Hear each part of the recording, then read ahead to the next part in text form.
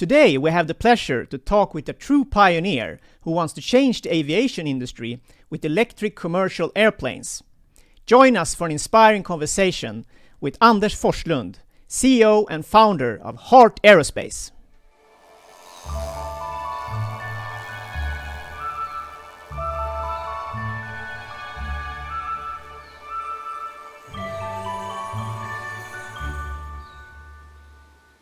Welcome to the Evolution Show. I'm your host Johan Landgren. The Evolution Show is all about connecting the dots to see the bigger picture and address some of the biggest challenges and opportunities of our time.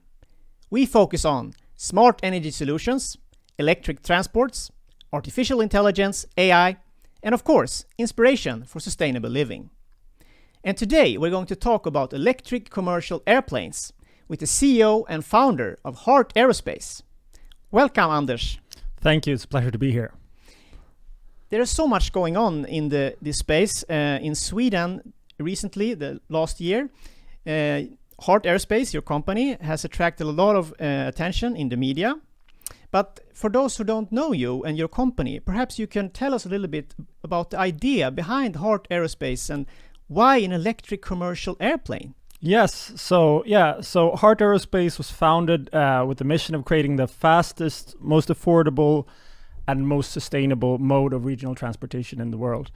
And we're doing this in Sweden, which is part of the Scandinavian countries. So basically, we see that the Scandinavian countries are taking the lead when it comes to the electrification and sustainable air travel. So in 2018, Norway announced that all domestic flights, all short-haul flights, should be 100% electric by the year 2040.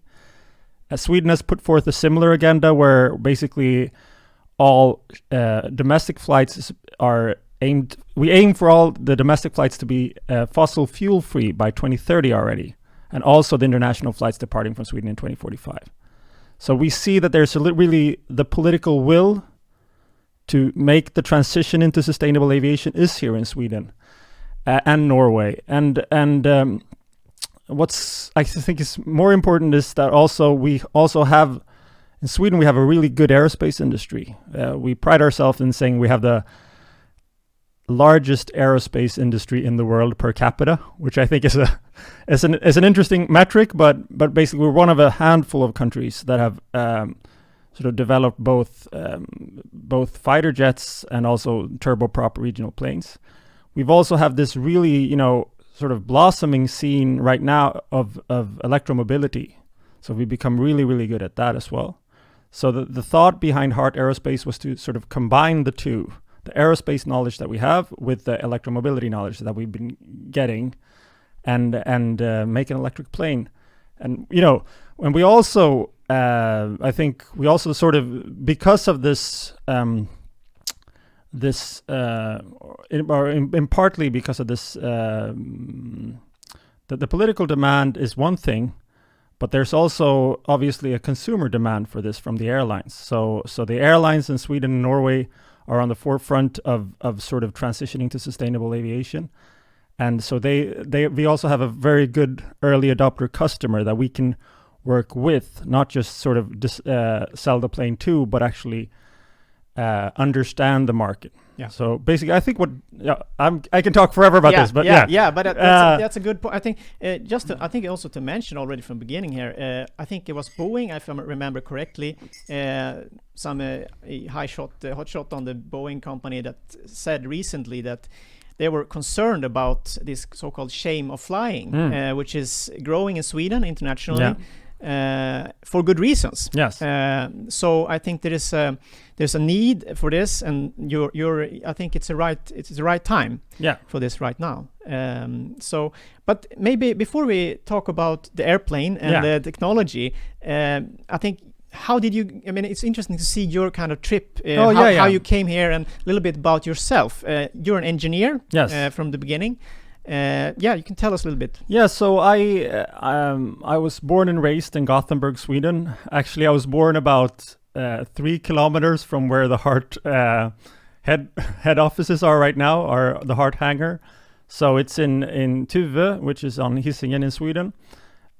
Grew up very next to an airfield, a military airfield. So I have like childhood memories of the big Swedish fighter jets like the Viggen flying over the football fields. I think as a kid, I was really into paper airplanes and all of that stuff. And fast forward a bit, and then I was started studying engineering physics at Chalmers. Did a master's in space engineering, really into space as well, and some things led to another. I started working at Y Aerospace in Trollhättan, where they made the nozzle for the Ariane rocket, and then I started doing my dissertation, and I ended up going back into the sort of planes industry because GKN also made that. So I finished my and then I started studying product development for aerospace basically, and I was at MIT 2013, 2014, and that was sort of when the drone explosion was really happening, and I was really, really blown away by it. This is the future kind of thing, and basically. Yeah, I was convinced that electrification will change the face of aviation, and that I was also sort of certain that it wouldn't happen here. I thought this is a revolution that's going to happen somewhere else.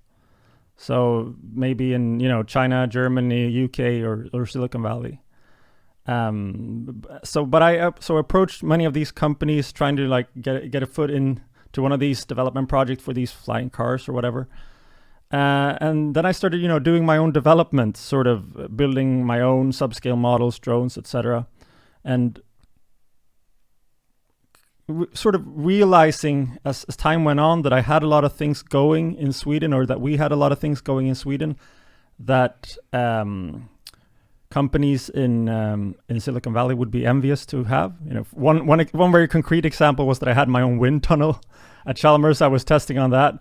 But more importantly, we have this great sort of access in Sweden to our policymakers. We have a very, very tightly knit sort of industry, academia, policymakers are very tightly knit, so that we can actually, communicate and do this as an idea. And I was looking at all these. Right now, there's about 200 companies that are pursuing some sort of electric aviation projects, and I was seeing that they were missing the part of the infrastructure. So we've always said that electric aviation is part of the public infrastructure.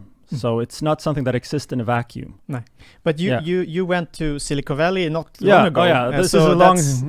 But a little bit about that I think is interesting as well, because when you're starting any kind of startup right now, you need capital. Yeah. And you're in an industry, or you're developing a technology that is very capital intensive, at least in the beginning. Yes. So maybe you can tell us a bit how you... Yeah, so basically we started this project called ELISE, Elektrisk Lufttransport i Sverige, electric aviation in Sweden, and we sort of built this consortium that we felt was needed with all the stakeholders to actually make this a public infrastructure project that we believe it was. But so basically we had sort of figured out a way forward to sort of promote this as an infrastructural idea for Sweden, but I also wanted to do this as an industry.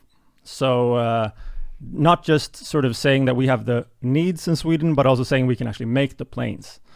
And so starting an aerospace company is extremely capital intensive, to say the least. And I was fortunate enough to have looked around a lot to see how all of these other companies, the ones that have been doing great, have been doing for their fundraise. So that's why I approached Silicon Valley. So Y-combinator is the startup accelerator, perhaps the most famous one in Silicon Valley, famous for companies like Dropbox, Airbnb, Cruise Automation, which was later sold to GM, a driverless car company, Boom Supersonic, who's making a new supersonic passenger jet. So there was people that were showing it that it's actually possible to do hard tech or capital intensive tech, and there was a will to invest in it, and sort of at the same time running it as an independent startup. So I think that was sort of mind blowing. And so every 6 months there's about 12,000 companies that apply to Y-combinator, and 1.7% of us get in. So it's a very intense thing, and when you come there, so we were there for 4 months, starting around New Year's of 2019, and then up until 1st of May. And it all sort of culminates at something called Demo Day, where you're in at a stage in front of hundreds of investors, and you get 2 minutes to pitch your idea. And that was a very intense period of my life and very good learning experience. And I think we made a lot of good connections that we have very useful. And that's sort of where you are now. You've had a capital round right now, so you finished recently, I think. Yes, yeah. We had a very successful fundraising round, and right now we're sort of more focused on the sort of growing our team and delivering on our milestones. So could you maybe tell us a little bit about the technology in the plane? It's a 19-passenger plane called ES-19. That's correct. Yeah, and your goal is to have it commercially ready with all the rules and the regulations and everything by 2025. Yes. But maybe you can tell us a little bit about the plane. I saw a video. It has an animation. I don't know if that's the final thing. Yeah, you can show that. Maybe you can edit into that. Yes, I was. I'm thinking putting more job in your hands. No problem. And I was so that was an idea I had also. So, but it's 4 engines. Yes. So 4 motors. 4 motors. Yeah. But can you tell us a little bit more about plane in terms of range, for example? Yeah, so it's an all-electric plane. It's not a hybrid system. Max operating range of 400 kilometers, and on top of that we have reserves. We're running with a fairly, I would say, conventional design compared to many of our competitors. But we're building a 4-motor design, which is sort of. It's not the standard today, but it used to be, and we feel that with electric motor and the low sort of range maintenance requirements, it's the right way forward. But otherwise, it's a very conventional plane. We're focusing on designing a very efficient plane and sort of the novelty of the plane lies in its electric propulsion. Yeah, and the advantages, as I understand it, compared to a similar sized plane. Yes. Must be many. I mean, the engine, maintenance, of course, the fuel costs.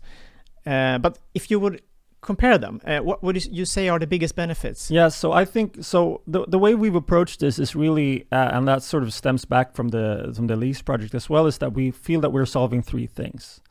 Obviously, the climate impact of aviation is the big one, but we're also looking at the affordability and the accessibility of regional travel. So basically what we've seen in the past years, the past decades, is that regional airlines are struggling.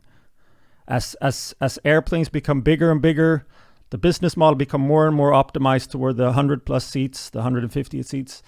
The sort of lymphic system of this sort of network of air travel is sort of decreasing and is becoming increasingly focused on the big hub things. So for a regional airline, it's very difficult today to even get the business model to work. There's not a lot of people actually in the space delivering this type of plane anymore, and ultimately we feel that that's sort of a threat to the accessibility of rural Sweden, rural Norway, and regions around the world. So we want to offer that, and we see that this is sort of where electrification becomes very interesting, because basically if you want to build a turboprop airplane, the cost of the actual turbine is substantial, and that's the same whether you build like an 80-seater plane or a 19-seater plane, and the maintenance cost is also substantial. And as a plane works, like even if you just fly short distances, you're actually cycling the motors the same as you are if you're flying long distances, because you're putting it through a heat cycle. You're heating it up, everything's expanding in the motor, and then you're cooling it down. So this means that the wear and tear for operating, for instance, a traditional turboprop in northern Norway, where they have 40-kilometer flights, it becomes very, very expensive. And so we're seeing with electric motor, you have none of these issues. So you can reduce the fuel or the maintenance cost by about 50% at least. The fuel costs by like on average, say 75%, depending a little bit on the electricity costs. And also we're seeing that you can actually also, since it's no operational emissions, it's very low emissions. We believe it's the most competitive or most, say, lowest carbon footprint of all sorts of regional transports. We believe that this also makes it something that we can be increasingly subsidized by the governments in the way that rail and road is. Yeah, I read recently on that topic, on that note, that the oil industry is subsidized by 32 times more than the renewable energy sector. So, yes, that sort of ends that discussion period. So, talking about subsidies for startups trying to make a good thing is just it makes sense in the beginning, especially if you're creating a new market, which is like competing with these big ones. But so if we fast forward to 2025, and we imagine, let's hope, of course, that you manage to keep the timeline. So you will start to focus on here in Sweden and regional traffic. So how could that work? Would you open up new airports in Sweden? What would you need for that kind of infrastructure to work? So this is one of I think the beautiful parts of being in Sweden and Norway is that the authorities that are operating the airports, they're very, very let's say progressive. They are already allocating resources to sort of figuring out how to electrify the airports, because basically the electric plane requires the electric airport, and so they know of our timeline and they are working to meet their timeline at the same time. So it's very very exciting to have that sort of progressive airport organizations in Sweden. So I think that we will meet, on the other end of this, when we have the finished plane, we will be able to charge it as well. So of course, an obvious question would be, how will you charge this? Because you will need supercharging or very fast charging. And if you look at the Swedish grid in particular, we have issues at the moment providing new installations to the grid. So, and even if we don't have that, we might have peak problems if you have a lot of energy going in certain areas and so on. So how would you solve that on airports?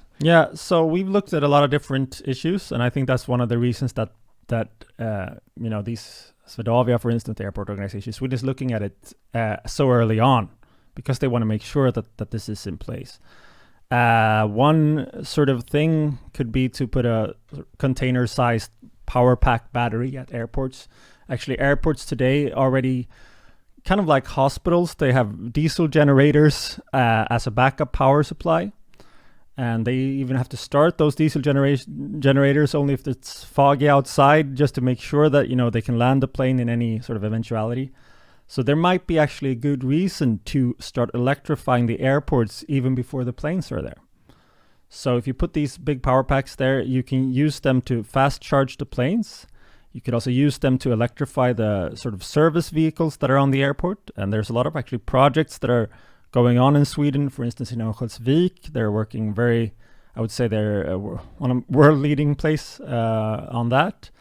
And you could also imagine, charging the airport buses, the cars that are coming to the airport, etc. So I think that we should reimagine the airport as being sort of more of an active part in the node, or like an active node in the electricity grid. And at the airport, we're located in Säve in Gothenburg. We actually have one of the biggest solar parks in Sweden.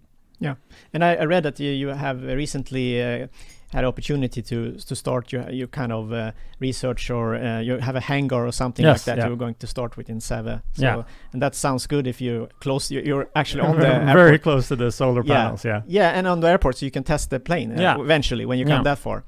And so on. So but if we compare just a similar sized plane and this new ES-19, what would the cost be compared if you compare them? So the costs of acquisition would be, I can't mention exact figure, but it would be similar to a similarly sized plane, maybe a little bit more initially for the early adopters. We're seeing that the costs of, everything that's different from this plane compared to a conventional plane is cheaper. but it's also going to be a new plane, and it's going to have state-of-the-art avionics system, etc. So we're not going to sell. We're not marketing this as sort of something that's we're not marketing on it that it's cheaper to acquire. We're marketing on the fact that it's cheaper to operate and maintain. So the direct operating costs are the biggest one. And of course, people are wondering that, okay, how many battery packs do you need? Can you provide those? For me, I think about it. It's like you're producing such a low number of vehicles if you compare to cars. Definitely. Yeah. So it shouldn't be a problem in terms of access to batteries. But what can you say anything about the size and the weight or something like that? So basically,